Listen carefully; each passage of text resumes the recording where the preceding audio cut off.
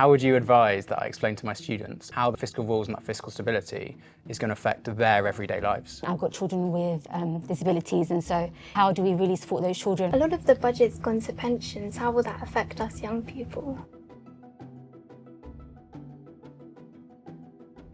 Hello. Hello. How are you? I'm very good. What do you teach? Economics. Oh, very good. Really Really lovely to meet you. And you, I'm very excited as the first female Chancellor. Oh, thank you very much.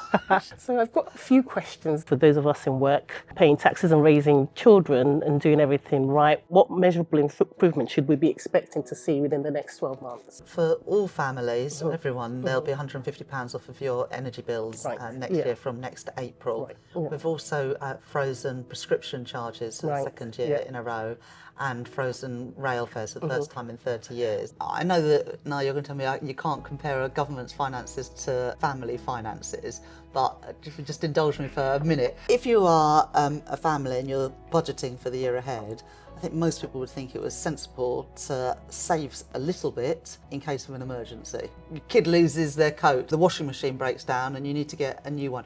And that's the same for a government. What I did in increasing the headroom is saying, right, okay, well, I've got a budget, so I know how I want to spend it, but I also know that things are going to come out of nowhere, whether that is, conflicts around the world that disrupt economies, barriers to trade, disruptions to supply chains. We had 10 billion.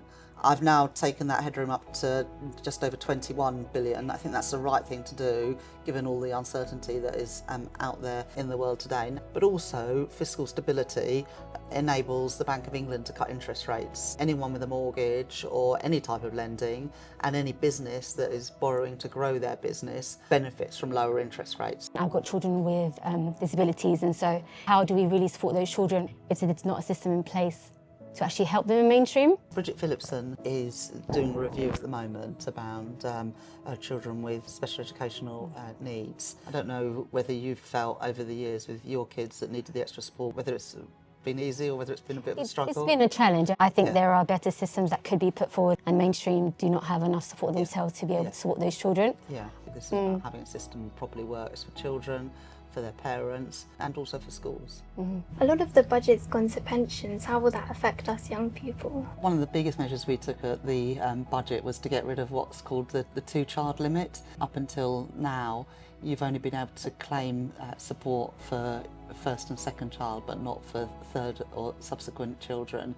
And that's worth, I think, on average about £5,000 for a family who can now get that extra support, as well as the free school meals for kids whose parents are on universal credit, and for primary schools, free breakfast clubs as well. As a young person, last year I was working along with my A-levels, and I found myself doing the same job as people who were older than me, and in the same way that they were splitting some of their wage towards their bills, I was splitting some of my wage to help at home. I've seen the budget and seen the increase in minimum wage, but just wondering why that wage isn't met the same as 16-year-olds as it is for 21-year-olds. What we have committed to do is to have one adult rate of the national living wage, and so at the budget I increased the national living wage for over 21-year-olds from £12.21 to £12.71 an hour, and then the youth rate 18 to 21-year-olds from 10 to 10.85 an hour. So one's up by 50p, one's up by 85p, so we're narrowing that gap. It's a fair point around younger earners, and something that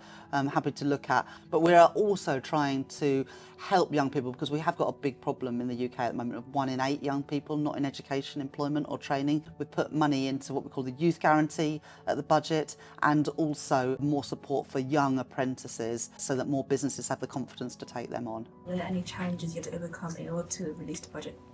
Yes, every day. I've been Chancellor for 16 months now, and you have to be pretty resilient to do a job like this. I was not the person I am today when I was your age. Resilience is something you build up over time, but we worked really hard on a budget. The public finances are not in a great place, but through asking people that live in houses more than £2 million to pay a bit more, getting people who get income from renting out properties or from dividends to pay a bit more, the higher tax on online gambling, by making those changes, I was able to do what I really believe in, which is lifting kids out of poverty and ensuring things like our National Health Service are properly funded. So I'm really proud of the budget. Not everyone agrees with it, but I guess that's life or that's politics. It's a budget that I think reflects my values and puts money into the things which I think are the priorities for our country.